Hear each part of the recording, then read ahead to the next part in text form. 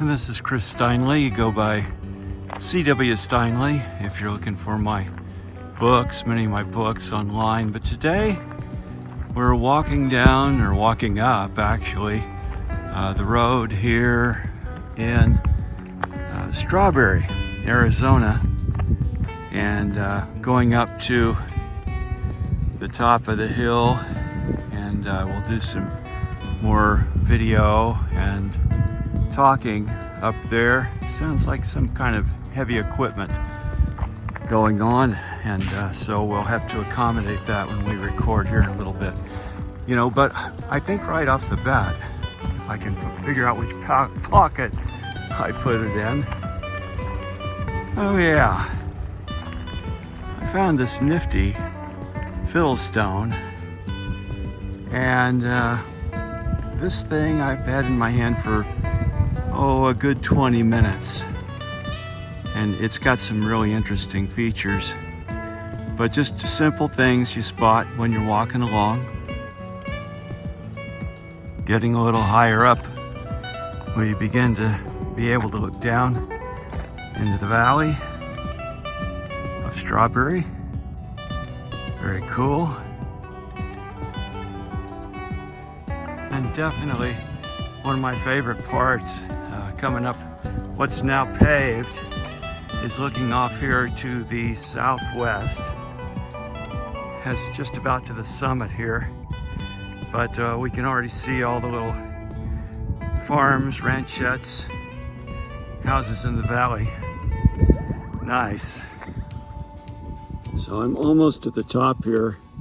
I found a nice little shade tree to stand under, and battling a little wind and my comb over, but I think this is a great place to stop and address something that's been happening, because it's only been about 3 weeks since the Hamas invasion of Israel, and more and more over the last several weeks, and even in the headlines today, talking about the anti-Semitism, the anti-Zionism, and the hatred of the Jews by the left and woke factions that are supposed to be against hatred. And so I wanted to take a few minutes to explain what's happening there on a spiritual level.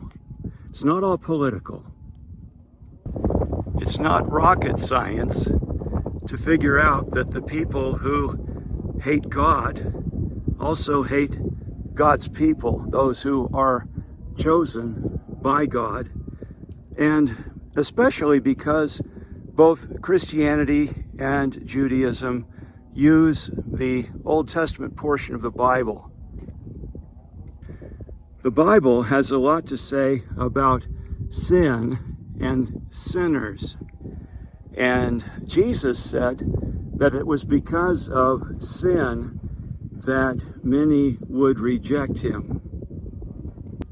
Well, what does that word sin mean? Well, it comes from, in the Hebrew and Greek, the idea of missing a mark, and especially in Greek, hamartia, from the word martyr, basically, which means to be a witness or to give a testimony. We mess up our testimony, that testimony of our life, when we do things that we wish later we could just go back and delete. And Christians and Jews in particular try and be a good witness to the God they believe in and serve. And so when we as believers fail to be a witness in some way by marring the good testimony of God, that's what the Bible calls sin. That's what's going on there. This isn't a 4-letter word, it's a 3-letter word. But it begs the question, do you have things in your life, and of course you do, that you would like to go back and change, that you would like to go back and delete? And the good news is the Old and New Testaments speak of forgiveness, that God is a forgiving God. But it's that sin issue that seems like an enigma, like it's a trap, it's an enslavement, it's an addiction that people just don't seem to be able to let go of. And so that's why Jesus said that it's this darkness issue that prevents people from coming to God. And now I'm rewarded with the downhill cruise portion of our walk. And boy, is it ever downhill. Just wait. And how's that for downhill? There's the horizon coming up to give you an idea. Yeah.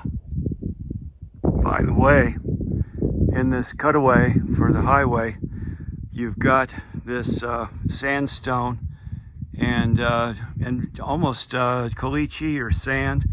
Anyway, the rocks come out of that, and so you got some pretty nice edgy rocks, angular rocks that come up out of there, and even some jasper looking material. Don't see that it's very agatized. Here's a nice one though with some good color in it. More washed out rock, really all the way down the hill here.